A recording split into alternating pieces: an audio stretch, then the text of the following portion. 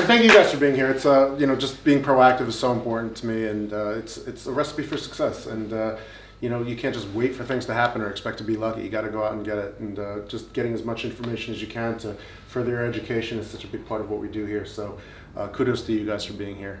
Thank you. I want to just give a quick overview. I want to talk about as much as we can, from the audition process to the working on set process to what makes directors tick. A big part of what I wanted to do tonight was show just exactly what the variety you're going to expect to have when you're working with different directors, and how you should lean into that and appreciate that.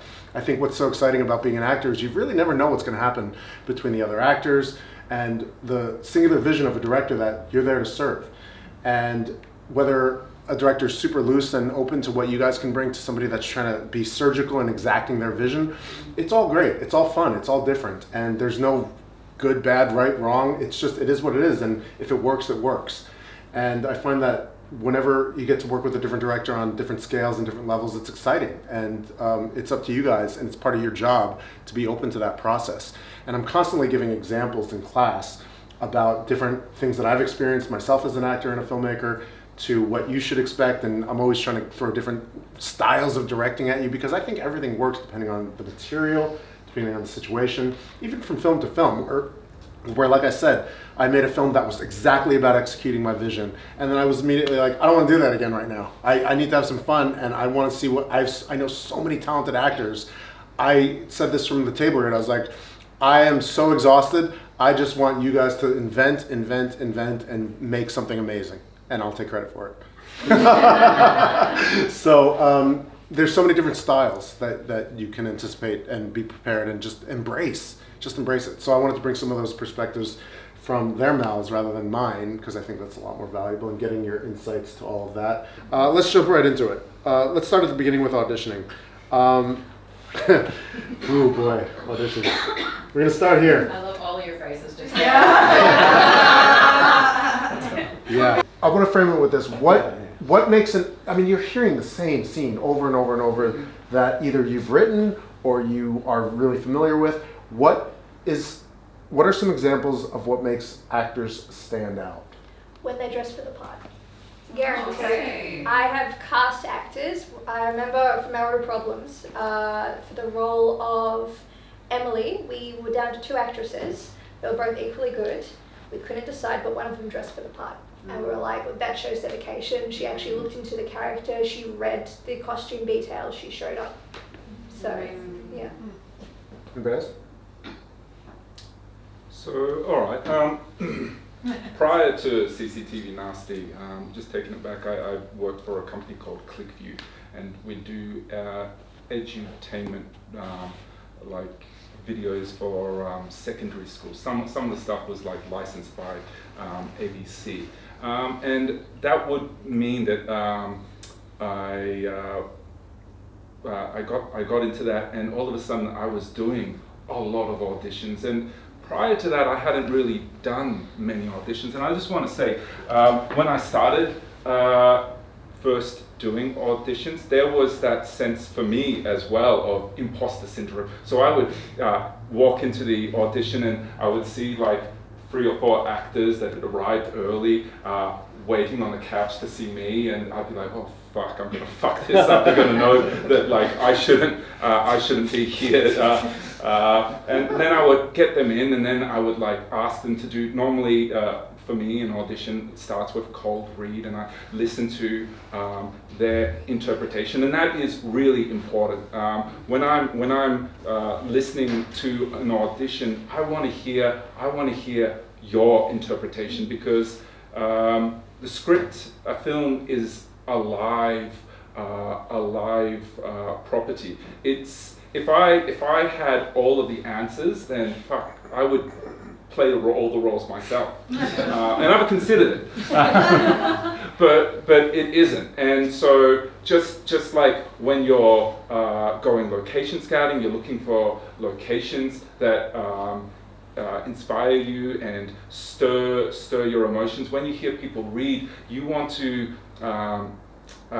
It's like you've served served a lob over, and you want someone to hit it back, and you want to start to play, and you want to like get inspired and sort of feel that energy. And then once you've heard that, then once you've heard like their ideas, their interpretation, you'll if you've done as a director any preparation for the auditions, you will have created notes and thoughts on what where you wanted it to be, and so you'll start to offer suggestions on what the character can be, and often they're not actually in line with where the character ultimately would be. They're just to see like your range. They're just to see like how far away from your initial interpretation you can go, while still being in the realm of being relatable. Because at the end of the day, everything a script is generally like a whole lot of fantasy and bullshit, and you're looking. Well said. With little nuggets of truths sprinkled in there, and you are looking for like those truths to come to the surface. And when I look at someone that I'm auditioning, I'm looking for someone to like bring up those truths that I thought were in there, or find truths that I haven't even considered yet. Anybody else? I'd say that doing your research is a good idea about the director that you're going to be seeing. Even if you're only seeing a casting director, still try and get familiarized with the past work of the director. Of course, harder if it's a first-time director. For me, what really makes a difference in any interaction, be it audition or a date, is connection. Like and like everyone loves talking about themselves, so asking people questions rather than just being in your actor's mind and completely and utterly inside of your brain, trying to concentrate on the other person. And again, if you've seen their work before, then it's that much easier because you've got something to talk about automatically. And for independent filmmakers, that all of us here are, correct me if I'm wrong, I think something that really helps is that if an actor can bring something else with them apart from their acting, so offering other skills such as driving, catering, whatever it is that you might be able to do in the production, or even just ask in the audition situation, like, is there anything else you could see me doing, or any other things that you might need help with. And that would absolutely raise my interest towards an actor if they can see themselves as a part of a bigger, because like as independent filmmakers, we're there to deliver a story, and everyone has to pitch in various different ways. And I don't think I've worked with many actors that have been only actors. They've all taken on different roles as well, which I don't know, when I was an actor before I started directing, for me that was a great learning tool, and that's what helped me become a director. So if you've got aspirations of also getting past being an actor, maybe getting into directing something yourself, do all sorts of things on the set, not just acting. I should mention too, if you get rejected in an audition as well, it's not the end of the world. So for example, I remember I was auditioning for this other feature I was shooting, it wasn't mine, and an actress came in and she blew me away. She was fantastic, but the director didn't think she was right for the part. So I'm like, okay, cool. Then Disconnected comes around and I called her up, I'm like, hey, do you want a role? She's like, do you want me to audition? I'm like, you already have. Yeah. So yeah, just keep that in mind. That's awesome. Yeah, it's funny with that stuff because I've actually had actors. Because I've had actors come in to read for a certain role, and you know, on paper it makes sense that that's what they would be good for. But I'll be inspired and kind of go, do you know what? Can I get you to read for another role? And I'll try that sometimes as well. And I'm not doing it. I genuinely am not doing it just to like to fuck with you or to kind of put you through the paces. Like I will sometimes see something in you and be like, hang on a second, or in the act, and go, hang on, I just thought of something. And so, for example, with the feature, we had a guy come in and audition for a cop role, and he plays he looks like a mafia guy. He looks like he's like an Italian, Southern Italian looking guy, and he plays lots of mobsters or cops, right? Yeah. You know what I'm talking about? I will soon. Oh. He came and read for it, and he was actually wonderful. But what it came down to was configuration. Configuration wasn't quite correct. We just didn't quite. It was to do with matching with someone who already cast, and we're like, what are we going to do here? I want this actor involved. He's really got something. And then I asked him to come in again to the second time to read for another role, and he's like, oh, I don't really play for those kind of roles. It's like a dead dad sensitive kind of like good guy. I'm like, no, I reckon you got it. And he's like, I played mobsters. I'm like, no, I know you played mobsters, but you're not a mobster. Like I know that gentleness exists under that exterior, and that's what I think is interesting. Mm-hmm. And he was wonderful, even though he was still on set being like, I don't know if this is the right, if you made the right choice. It's okay, sure. So I think, yeah, I mean, like, I hope he's happy with his experience with it, because he was actually wonderful, and I knew he would be. I knew he was right for the project. I just had to do a bit of a reshuffle. But he was curious, and with both roles, he was curious about not just those scenes. He was curious about the world outside of that scene. You know, knowing your characters live beyond those audition pages, and he would bring his own experience and ideas to it as well. And that's really interesting when actors do that kind of personalised stuff, and you kind of go, oh yeah, great. You're not just trying to come in and be like, is it what you wanted? It's like, well, what I want is someone who's going to breathe life into this character. That's what I want. I want someone who's going to breathe life into it. And if that means that life looks like Sascha was saying, maybe looks slightly different to what I thought initially, that's okay. That's fine. Like, surprise us, yeah. We want you to get the role. Like, we want you to walk in and fix that problem of not having solved that role. Absolutely. And like, yeah, just because you don't get that one, that doesn't mean, you know, it doesn't mean anything. Yeah, if you have there's a connection, you make an impression, people remember. Well, Sure. hopefully for this gentleman, you actually opened up his mind as to what his. We'll see. I hope so. I know I'm right. Hopefully it comes in. This is my typecast. I'm in this box.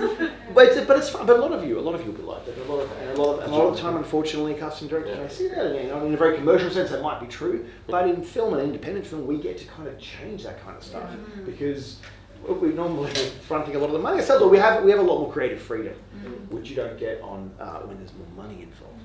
Yeah, so it's kind of it's a fun space to play in. Fun and scrappy. Fun, scrappy. Fun and scrappy, yeah. Andrew? That's my entire career right there, fun, scrappy. There you go. Yeah, from a director's point of view, my priority is just to make it as laid back and formal as humanly possible. You know, you want to collaborate, you don't want to do a job interview. Yeah. Now, once you put people at ease and they can be vulnerable, once they're vulnerable, and then they can really come at this with everything they got. And it is exciting when you write something, you know, for a year and then someone hits it in a completely different way you never even thought of.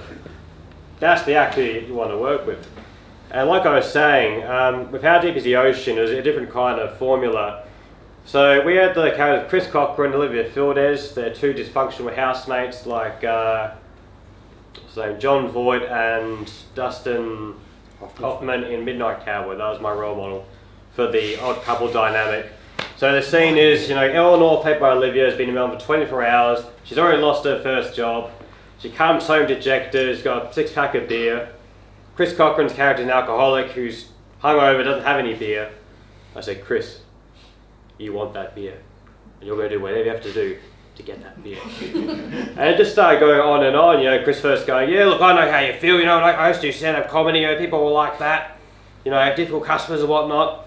But you keep swinging it back to, you know, how about swinging one of those my way? She's like, no, I paid for these are mine. And he's like, but I'll deduct it from your rent. And Olivia's like, you're going to deduct one price of beer from my fucking rent. I did not anticipate that at all. So after that I was like, they're in. I've shared this a little bit with some of you guys already, but you know, before I ever set foot in an audition room, I worked at ABC Casting in New York City, which was one of the most valuable educations I ever had, and gave me that confidence and insight to what this whole thing was about. Watching auditions all day long from 10 to 6. And the thing that kind of stood out to me that I remember from that almost 30 years ago, was that there would always be like a top 3 or more where the casting directors and the directors would be absolutely confident in anybody could do this role. They're like, yeah, they'd be great for it. We're in good hands. And like you said before, like they just want your problem solved. You just want to be able to go home and be like, yeah, we got somebody. Now I have to worry about tomorrow. They just want to tick that box and move on. But what kind of kept happening was between like the top 3 choices that they were maybe at odds with, they would say, you know what, this character needs to be super dangerous, and that person just exuded the most danger, or that person exuded the most sexiness, and this character has to be a siren, super sexy. Whatever it may be, if that person carried the essence of that character through and through, it worked. Now that's not a hard and fast rule. There's been auditions where I was just like, I totally blew that, sorry! And next thing I know, I get a phone call, I'm like, they gave you the role. I was like, what? I tanked that audition. Are you kidding me? So there's always contradictions to this whole thing. But being able to just exude an essence and a persona for that given role, that's what I talk about a lot, because we're multifaceted people. That's why we want to play everything. We don't just want to be typecast. We don't just want to do one thing. We're multidimensional people.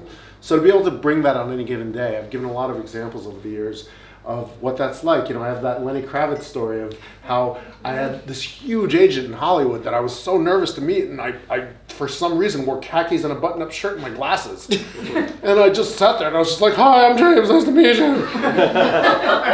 And over the next 9 months, they sent me on 3 auditions for 3 computer nerds. And I was like, fuck them, they suck, they're the worst. And my agent was like, yeah, we'll get you a new agent. And then I realized it was a camera op for a Lenny Kravitz interview.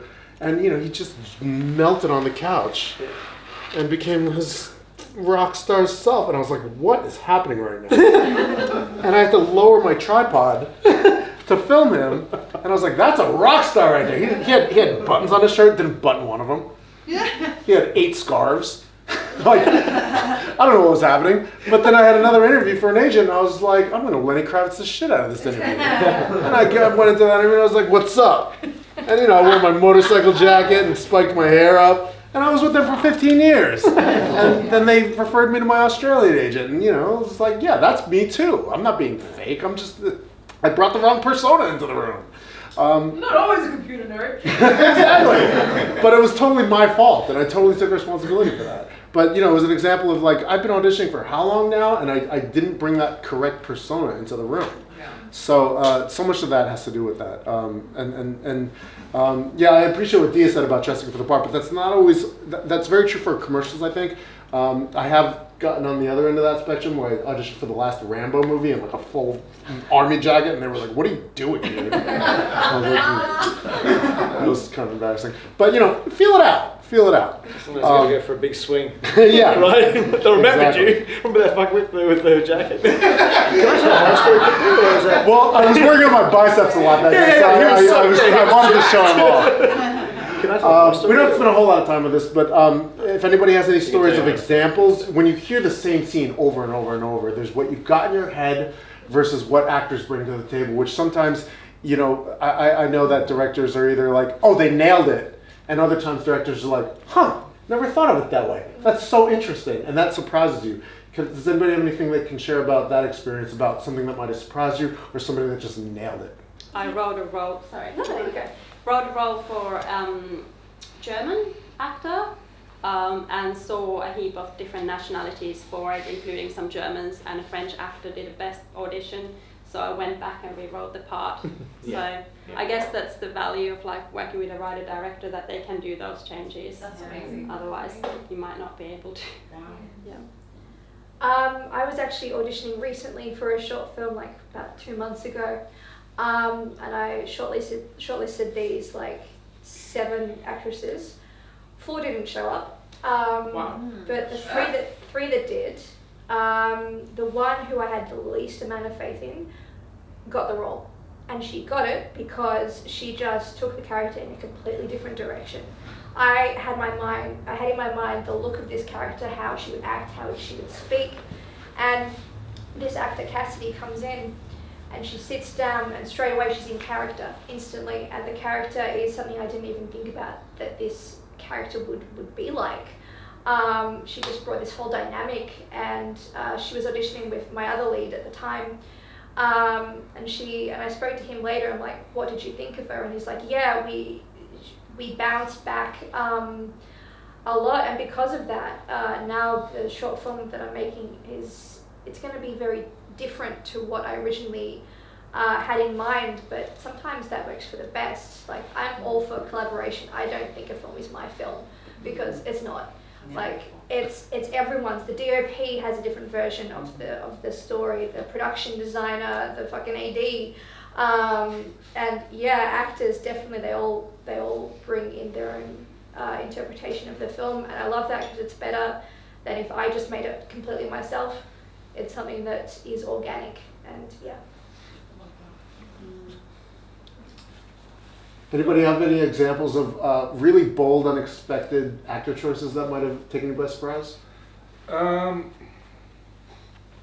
don't know if this was bold. It was just brutally honest. So I was auditioning for one of the leads in CCTV Nasty, and I had one woman who couldn't actually audition, but she sent through a tape, and I watched that and I'm like, wow, she's brilliant. I'm going to like cast her. But you like set a whole bunch of auditions with other people, and you still see everyone that like you've agreed to have an audition with. And then I had another lady who came in, Tina, and I saw her in the trailer. yes, and so Tina was like very nervous and very lovely, and she'd done one feature before, and she'd like come dressed in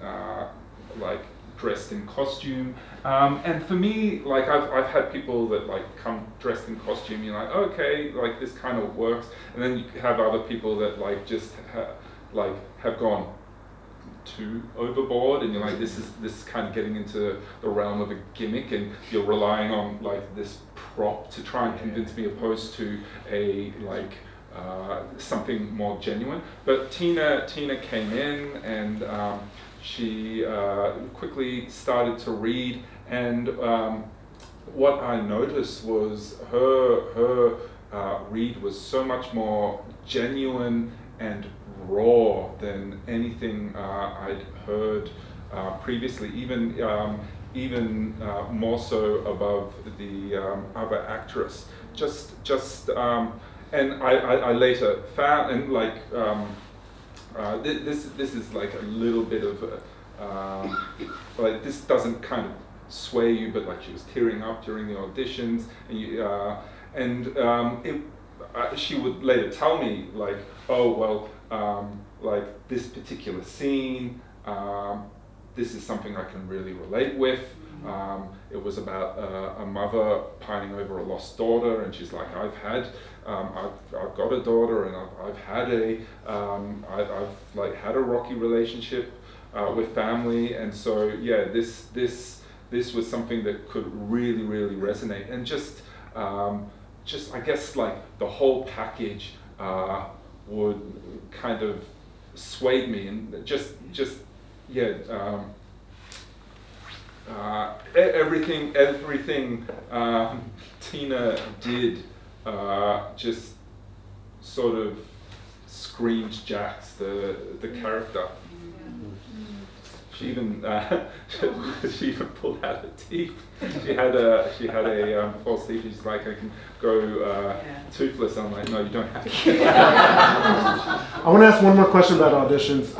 I know for me, you know, I go sort of line by line as specific as I can. I try to micro-analyze sometimes each moment, and script analyze it as deeply as possible. And I've had a few different directors in Australia in the few years I've been here actually say to me on day one, like, I cast you because of the way you said that line. And I try not to get too deep into like how do I say this line, because that's sort of the antithesis of what I teach here about doing a line reading, because it sounds funny in your head, so I'm going to do the way it sounds. So there's this sort of dichotomy and contradiction between the approach to the work, but also taking a minute to just kind of think about, well, all right, how can I make the best actor choice here? And I've had directors say to me, the way you did that line, nobody did it that way, and it stood out. What are some things that maybe you can share with us in terms of like how to skirt that line with am I being organic and truthful in this moment, or am I just trying to be clever and interesting here and stand out from the crowd? Does anybody have any experiences with that? I feel like that's the biggest pitfall. If you're trying to like perfect every single line and break it all down, it is true that like you are going through the audition tapes, and if it's close between two people, you kind of get down to like particular lines. But I think that what it really comes down to is like the honesty, and if you're being honest and genuine, then you might despite yourself, you might say something in a particular way that like you weren't even like intending to say it. I think like when someone kind of gets lost in the moment and really kind of just becomes a character, that's really interesting for me. Yeah, it's tricky. So my background is as an actor. I still act and it's funny because I'm not exactly sure as to the exact style you teach. Everyone has a different way of teaching acting, obviously, and obviously you've been exposed, all of you, probably to different styles of acting. I mean, that detailed preparation analysis stuff is tremendously important, but I mean, that kind of like, the finishing layer is to then just go and let it go. And you can see when the scaffolding's still up, and that's tricky. It's tricky to kind of break through. And so sometimes when I have that with actors come in and you can see the work, it's tricky. Then that's when I'll sort of maybe do like an improvisation, or maybe trying to do something like, can we start with the moment before this, or can you continue the scene after it finishes, to try and break them out of it, because it can be kind of tricky. But conversely, you can definitely see it when actors haven't done the work. I mean, absolutely, they haven't done the work and they come in and they're kind of like approximating stuff. It's tricky. So I think that like the most foundational, the most like fundamental training that I did that changed the way I looked at acting. I was a very heady actor. I acted from the eyebrows up only. And with drama school, I must have done some terrible work. And then I I lived in Vancouver for 4 years, and I studied with a woman who studied with Sanford Meisner, so it's a Meisner training. And for me, it doesn't work for everyone, but for me, it changed everything, because all you really have is the actor opposite you. And yeah, in an audition, it can be tough, because maybe you only have a reader, and maybe that reader isn't an actor, but they are a human being, right? And so yeah, while you may not have an incredible acting part, you have a human being there. And so living in that imaginary circumstance, fully committing to that and reacting to what's happening in front of you is really what it's about. And that's all informed by that analysis and all that sort of textual stuff, but it's like throwing that away and just being present is for me when I kind of go, oh, I trust this actor, I trust them with this role. Yeah. I would say that you can come in with your own interpretation and learn your lines, do all that. But at the end of the day, I have to be able to direct you.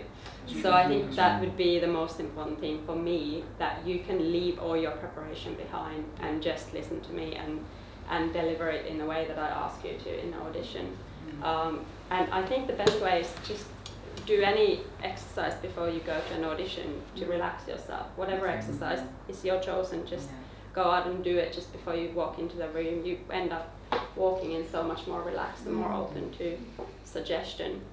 That's fantastic. Yeah, I share a story here that I had an ex that we did 12 years of audition prepping together, and a couple of years ago I got an audition, and there was a really funny line that I was like, oh, I know how to do this. I have such a clever idea in my head. And I have a rule where like I don't do more than 3 self-tape takes, because if you're not ready to hit record, then you're not prepared. So treat it like a real audition in the room. But we do the first take. She goes, all right, do it again. I do it again. And then she just cuts it. She goes, why are you saying that line like that? This is after 12 years of helping each other. And I was like, because it's funny that way. And she just said, stop it. And after enough time, that sort of feedback, it's valuable. And I was like, yeah, you're right. And then I just threw that idea away, and I just did it in the moment. And then I watched all 3 takes back, and I was like, mud in my face. And this is literally 2 years ago. I was like, yeah, I'm going to send that 3rd take and that 3rd take only. And they cast me off that 3rd take. And it's important to be able to get that feedback and be humble, and to if you have somebody that's knowledgeable enough and knows you well enough to give you feedback, you got to be open to that feedback. And I just threw away my clever idea, and I sent that third take that didn't have my clever idea that I was so excited to execute, and they cast me off that tape. But yeah, just being able to throw it away, like you said, it's so valuable, and to be truthful. It's all It about might be being great, truthful. but it might not be what the director wants. Yeah. That's it. Yeah, they're like, Yeah. what's happening? Yeah.